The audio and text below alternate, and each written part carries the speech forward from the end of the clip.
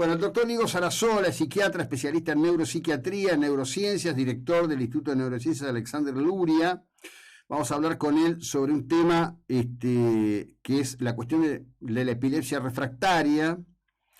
Y a propósito de esto, la cuestión de la utilización del cannabis como recurso frente a este padecer. Doctor Sarasola, buen día, ¿cómo le va?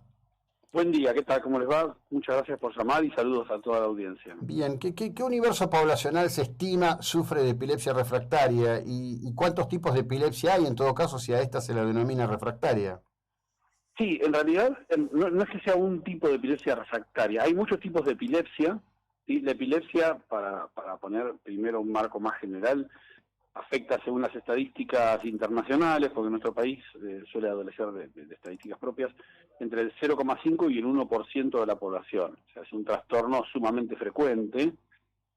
En realidad hay muchos subtipos de epilepsia. Lo que uno siempre tiene como idea de la epilepsia, o que seguramente la audiencia, es la clásica que se llama generalizada, tónico-clónica, que es aquella donde el paciente sufre descargas corticales cerebrales y cae al piso y tiene convulsiones y pierde por momentos el conocimiento. En realidad hay un montón de epilepsias más, sería muy largo decirlo, pero de esas epilepsias, de cualquiera de los tipos, aquellas que no responden a por lo menos 2 tratamientos, se las denomina epilepsia refractaria. O sea que no es que sea un tipo especial de epilepsia, sino que lo que nos dice la refractariedad es que es una epilepsia que es resistente, por así decirlo, al tratamiento.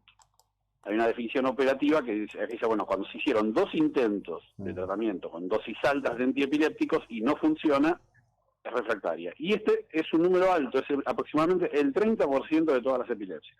Ajá, caramba. Para ponerlo en números más claros, si pensamos más o menos que entre 0,5 y 1% de la población de nuestro país tiene epilepsia, estamos hablando de un universo de más o menos 400.000 personas, y entonces la epilepsia refractaria afecta entre 90.000 y 120.000 personas. Claro. Sí, más o menos para tomar una dimensión es como si fuera toda la población de Necochea, digamos. Bien, dígame una cosa, ¿y dónde juega el tema del cannabis en este sentido? Que por supuesto ofrece de hecho una situación controversial a raíz de lo que es la cuestión propiamente dicha de la marihuana. Entiendo que lo que se utiliza es uno de los componentes exactamente, para aclarar un poco y entender que a veces la palabra marihuana o cannabis eriza algunas pieles sensibles. La planta de cannabis, hay 2 subtipos clásicos, cannabis sativa o índica, aunque hoy con los tantos cruces genéticos ya esta clasificación es relativa, tiene más de 400 componentes. De esos más de 400 componentes, para no irme en mucha cosa técnica, hay 2 que son los más importantes y los más clásicos. Uno es el THC, el tetrahidrocannabinol, que para decirlo fácil y que la audiencia entienda, es el que pega, el psicoactivo, el que compone el elemento del cannabis recreativo, el que se fuma, se come, etc.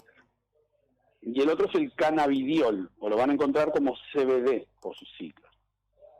Ese componente, el cannabidiol, es el componente que tiene la actividad antiepiléptica o anticonvulsiva. Entonces, lo importante es entender que en general los productos farmacéuticos que combaten la epilepsia derivados del cannabis son ricos en cannabidiol y prácticamente no tienen THC, o es lo que uno requiere.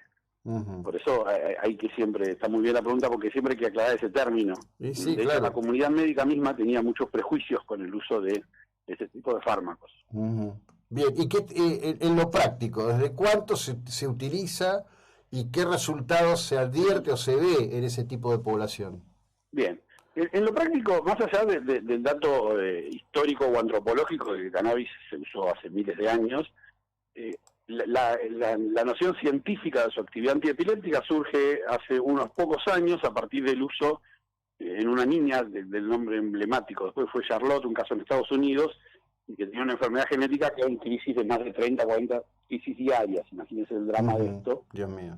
Y se empezó a usar. A partir de ahí, como muchas veces pasa en ciencia, que pasamos de la anécdota al registro sistematizado. Se empezó a investigar y bueno, ya en los últimos años se empezó a hacer un uso más importante, frecuente. Hubo que educarnos nosotros también, los médicos, porque desconocíamos esto.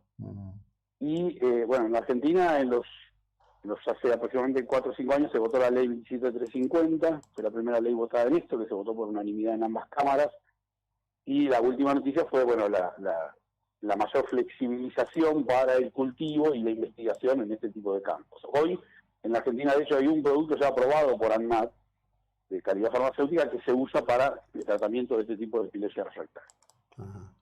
Bien, y digamos, ¿esos son medicamentos de elaboración nacional o se importan? El aprobado por ANMAT actual es el único que hay de elaboración nacional. Después está siempre la posibilidad de importados. En realidad el mercado se va abriendo cada vez más y seguramente debe haber en registros otros. Como ocurre siempre con esto, hay una investigación, un desarrollo que tiene que ver más que nada con la purificación, darle estabilidad. Lo que hay que entender ahí que cuando un producto es elaborado farmacéuticamente tiene que cumplir lo que llaman buenas prácticas de manufactura. Esto es que desde la extracción de la planta hasta, por así decir, el llenado del frasquito, para que sea claro, se deben cumplir pasos muy rigurosos para asegurarnos de que sea estable, que cada frasco tenga exactamente la misma proporción, el mismo porcentaje y que no tenga tóxicos. Bien, bien. Bueno, es interesante todo esto. Y le quería, ya que estamos en esto, he leído en algún momento artículos que hablan en personas con epilepsia, inclusive más avanzado, con otro tipo de dolencias por afectaciones cerebrales, digamos, ¿no? Que se está trabajando mucho con la implantación de determinados ingenios o pulsos eléctricos en el cerebro de manera directa. ¿Hay experiencia de ese tipo en Argentina? Sí. Eso, si bien no es el campo de mi expertise, sí lo conozco, hay experiencia, en realidad hay desde implantación de este tipo de pulsos, incluso hay también al revés, cirugías destinadas a remover el foco epileptógeno. Lo que hay que aclarar es que estos son casos muy específicos donde, por suerte en nuestro país hay muchos centros altamente especializados que se dedican a esto y que exigen siempre un tratamiento muy exhaustivo. Primero, hacer un muy buen diagnóstico. Segundo, ya haber pasado por los tratamientos convencionales y haber fracasado, y en algunos casos en particular, no es que porque por ahí cuando tengo esta pregunta siempre tengo miedo que ahí en la audiencia piense, tengo epilepsia, puedo operarme. Es algo mucho más complejo y está mucho más indicado, pero por suerte en el país tenemos buenos centros y excelentes especialistas. Los llamamos epileptólogos, que son generalmente neurólogos que han hecho una subespecialidad que se dedican a este tipo de cosas. Bien, es interesante porque la verdad que en ese sentido los avances son ciertamente extraordinarios. Sarasola, muchas gracias, buena jornada, muy amable. No, por favor, muchas gracias a ustedes y a toda la audiencia. Bueno, el doctor Diego Sarasola es psiquiatra.